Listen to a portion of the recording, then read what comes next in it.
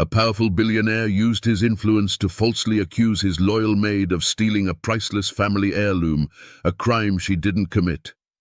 With help from a corrupt judge, he made sure she was sentenced to 15 years in prison without real evidence, without a fair trial.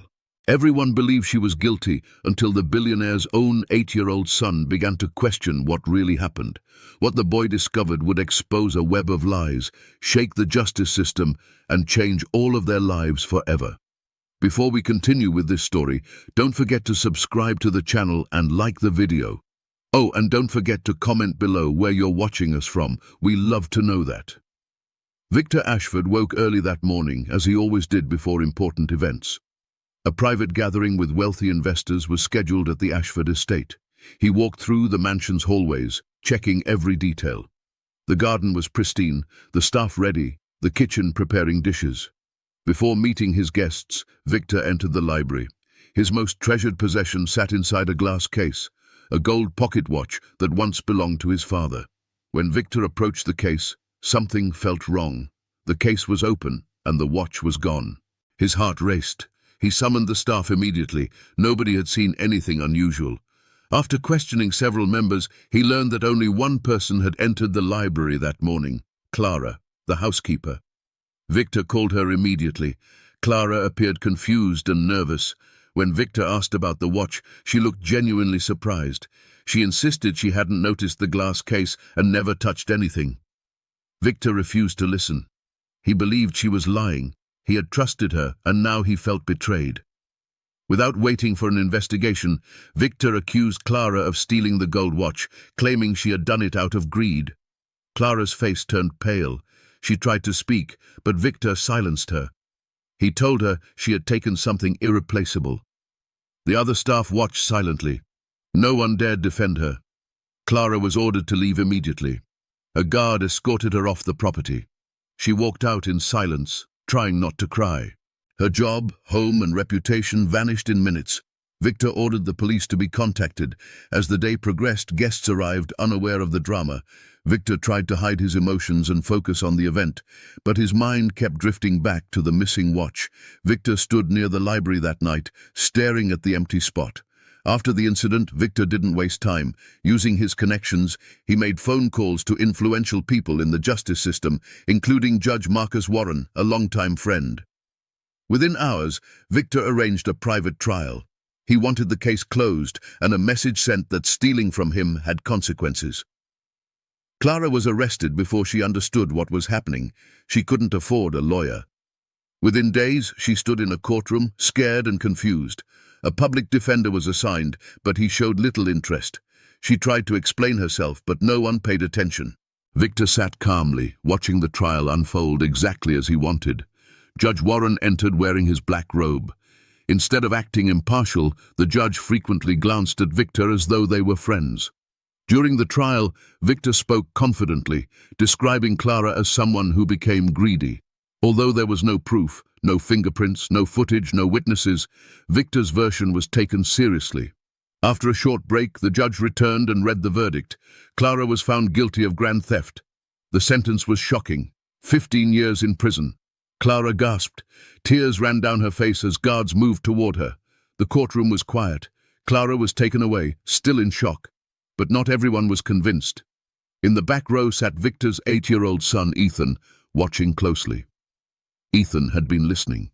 He remembered Clara. She had always been kind to him. As he watched her cry and get taken away, Ethan felt something wasn't right. He had never seen his father so cold. That day, Ethan made a quiet promise.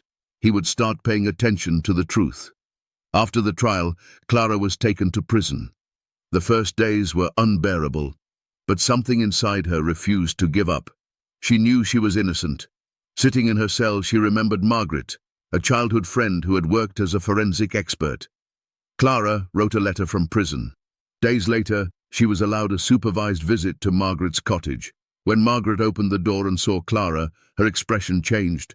They embraced, and Clara began to cry. Inside, they talked for hours. Clara told Margaret everything. Clara then mentioned a detail she had recently remembered. There was a white cloth that always sat on top of the glass case where the watch was kept. The morning the watch was discovered missing, the cloth had vanished too. Margaret leaned forward, interested. If the real thief had used the cloth to pick up the watch, they might have cut themselves or left something behind. That cloth could contain DNA evidence. Margaret could run her own tests. Clara's eyes lit up with hope. What neither of them knew was that they weren't alone. Outside the window, hiding behind a tree, stood Ethan. He had secretly followed Clara. The window was slightly open, and he could hear fragments of their conversation. The phrase, white cloth, lodged in his mind. Suddenly something clicked. Ethan had seen that cloth before. As the conversation continued, Margaret explained what kind of test could be done. She talked about DNA and how it could prove someone else had touched the watch. Outside the cottage, Ethan stepped back slowly. He believed Clara even more. He began replaying the days around the theft. He remembered the laundry room where housekeepers stored cleaning items. He had seen the cloth tossed in a corner basket near the back stairs. Ethan returned home feeling nervous. Quietly, he entered through the side door. He walked toward his father's office. He pushed the door slowly and stepped inside. There was a spot behind a small wooden cabinet that people rarely touched. He moved some folders aside and opened the lower compartment. Folded neatly inside was the white cloth. He picked up the cloth with shaky hands. There was a red stain on it, dried and dark. That's when his memory returned sharply. A few days before the watch was reported missing, he had been playing near the back hallway when he saw his older sister, Natalie. She was walking quickly, glancing over her shoulder. In her hands, she was holding something small wrapped in white cloth. She seemed nervous and rushed upstairs.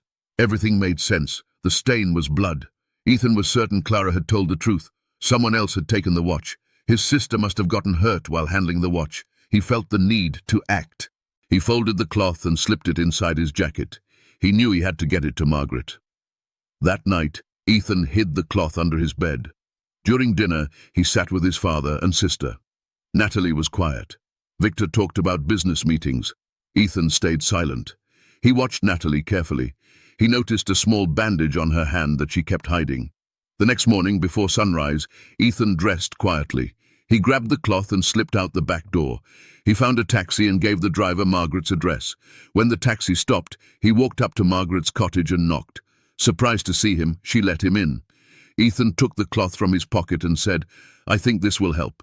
He explained everything, how he found it, how he remembered Natalie holding something wrapped in the same cloth, and how he was sure it had a bloodstain. Margaret listened carefully. "You did something very brave," she told him. She promised to keep his visit and the cloth a secret. Later that day, Margaret packaged the cloth and contacted an old friend from her forensic days. Her friend agreed to run the tests discreetly. Margaret mailed the package under a false sender name. Back at the estate, Ethan returned home pretending nothing had happened. Natalie acted more strangely. She stayed quiet at meals and avoided any conversations about the stolen watch. Ethan noticed everything, but said nothing. The days felt long. Ethan kept waiting for Margaret to call. Every hour felt endless. He checked his phone constantly. Margaret had told him to stay calm, but Ethan knew he had to be ready. At home, Victor began to feel something wasn't right. One afternoon, he heard Natalie's voice coming from behind the door. She was talking on the phone, pacing nervously. Victor stopped to listen. "What if they find out about the cloth?" she said, her voice shaky. He froze. At the same time, just outside the door, Ethan was sitting silently, listening to everything. He quickly wrote everything down in a small notebook. While he worked quietly, something unexpected happened. A journalist from a local TV station showed up, asking about the controversial trial. Victor brushed it off, but he could feel the pressure rising. Ethan waited until evening, then asked Margaret to meet again. They met in her garden. Ethan explained what he had overheard and showed her the notes. Margaret nodded. Then she opened her folder. The lab had returned the DNA results from the cloth. The sample was from a female. Margaret looked him in the eyes and said clearly, "It's not Clara's." Ethan just stared at the page. He now had proof that Clara wasn't guilty. Margaret looked at him and said, "You're running out of time." That's when Ethan made up his mind. He asked Margaret to go with him to the upcoming retrial. The court had been forced to reopen the case due to growing pressure from the media and public protests. In the days before the retrial, Ethan helped Margaret prepare everything. They collected the test results and organized all of Ethan's written notes. Margaret contacted a lawyer who was willing to speak on Clara's behalf. Meanwhile, Victor grew more stressed. Natalie avoided everyone. The guilt seemed to be growing inside her. Finally, the day of the retrial arrived. The courthouse was full of people. Reporters waited outside with cameras. Inside, Clara sat quietly beside her new lawyer. Ethan entered the room with Margaret by his side, carrying the DNA report and his notebook. Victor, sitting in the front row, turned to look at them, clearly surprised. For a moment their eyes met. Ethan didn't look away. Judge Warren began the session with a neutral tone. He dismissed some evidence quickly. The lawyer beside Clara raised objections, but the judge brushed them off. That's when Ethan stood up. Ethan stepped forward, holding the folded cloth. He looked directly at Judge Warren and said, "I want to speak." The courtroom fell quiet. Judge Warren frowned and said, "Sit down. This is not your place." But Ethan didn't move. "I have something that proves Clara didn't do it," he said. Margaret stood up beside him. "This boy has evidence," she said. The room fell into complete silence. Ethan raised the cloth so everyone could see it. "This was used to steal the watch," he said. "It has blood on it, but it's not Clara's." People started whispering. Ethan handed the cloth and a report to the court officer. Margaret explained how she had sent the cloth to a private forensic lab and how the DNA test had been conducted. The results clearly stated that the blood was from a female, but not from Clara. Clara's lawyer asked that the document be added to the official case file. Judge Warren hesitated but agreed. Victor shifted in his seat. Natalie lowered her head. Clara's lawyer stood up and began walking the judge through the timeline, pointing out the flaws in the original investigation. He mentioned the conversation that Ethan had overheard between Natalie and her friend, where she asked, "What if they find out about the cloth?" Judge Warren listened, clearly uncomfortable. Everything was changing fast. The judge said he needed time to review the new evidence. The session was temporarily paused. Reporters rushed outside. Clara sat silently, tears in her eyes, not from fear this time, but from hope. The truth was finally out in the open. The final session resumed after a short break. The judge entered and called the court to order. The report from the forensic lab had arrived and been verified. The judge opened the folder and cleared his throat. The DNA on the cloth belongs to a female, specifically Natalie Ashford. A collective gasp filled the room. Victor blinked, stunned. Natalie froze in her chair. Margaret was then called to the front to speak as an expert witness. She stood calmly and began walking the court through everything. Margaret explained how the cloth had been found and sent to a private lab. She described how the DNA analysis worked and how the results had been verified. The stain was made during the removal of the object. The person cut themselves, possibly on glass or metal, she said. Even Judge Warren couldn't argue with the science. The silence in the courtroom grew heavier as everyone looked toward Natalie. Finally, unable to take it anymore, she stood up and spoke in a trembling voice. "I wasn't going to steal it," Natalie said. "I just wanted to show it to my friends. I thought it was cool, and I knew no one would let me touch it." She paused. "I didn't mean to break anything. I cut my hand when I opened the case. I panicked. I didn't know what to do." Clara sat in her chair, stunned. The audience began to murmur. Victor placed a hand over his mouth. Natalie continued, "I thought if I stayed quiet, it would just go away. I didn't know they were going to blame Clara." She started crying. The judge looked around nervously. Reporters whispered to one another. The courtroom was no longer under his control. Journalists were sending live updates. Clara's attorney demanded an immediate dismissal of all charges. Judge Warren hesitated, but with the evidence, confession, and public attention, he had no choice. "The case against Clara Rivera is dismissed," he said. People applauded. Some even stood. The guard quietly unlocked her handcuffs. Justice had finally arrived. As soon as the court adjourned, the media rushed outside. Victor tried to leave quickly, but reporters followed him. Clara walked out with Margaret and Ethan, surrounded by cameras and cheers. Her name had been cleared. The country watched everything unfold live. News programs ran special reports. Public opinion quickly turned against the Ashford name. Victor sat silently in the back seat of his vehicle. She had made a mistake, yes, but deep down he knew the biggest mistake had been his. He had pushed for a fast trial. He had ignored everyone who asked questions. He had chosen pride over fairness, power over responsibility. He looked at Ethan, sitting across from him. The boy looked straight ahead, avoiding eye contact. His expression was disappointment, a deep, painful kind that hit harder than anything else. In that moment, Victor realized he had lost his son's trust, and there was no legal verdict to fix that. The courtroom was still full when the judge officially concluded the case. Most people expected Clara to file a lawsuit against Victor. The attorneys began preparing paperwork. Clara stood up slowly, took a deep breath, and looked directly at Victor. She waited for the courtroom to quiet down. Then she spoke clearly so everyone could hear.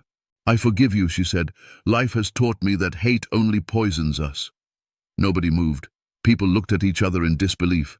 Judge Warren looked stunned. Even Ethan turned to Clara with surprise. Victor remained seated, looking directly at her. His eyes started to fill with tears. For the first time in his life, he cried in front of others, not out of anger or frustration, but from genuine remorse. He stood up slowly, still trembling, and spoke with a weak voice. "I am sorry," he said. "Truly sorry." He walked toward Ethan and embraced his son tightly. Then, turning to Clara, he whispered, "Thank you for not destroying me." There were no loud words, no cameras flashing at that moment. Even the journalists gave them space. Clara didn't cry, and she didn't smile either. She simply nodded gently. For her, forgiveness wasn't about emotion or attention. It was a personal decision. She had suffered, yes, but she wanted to move forward. Ethan walked to her side and held her hand. It was a small gesture, but it meant everything. Clara looked at him, grateful. He had been the one who believed her when no one else did. And as they left the courthouse together, the sun broke through the clouds, casting light on a new beginning for all of them.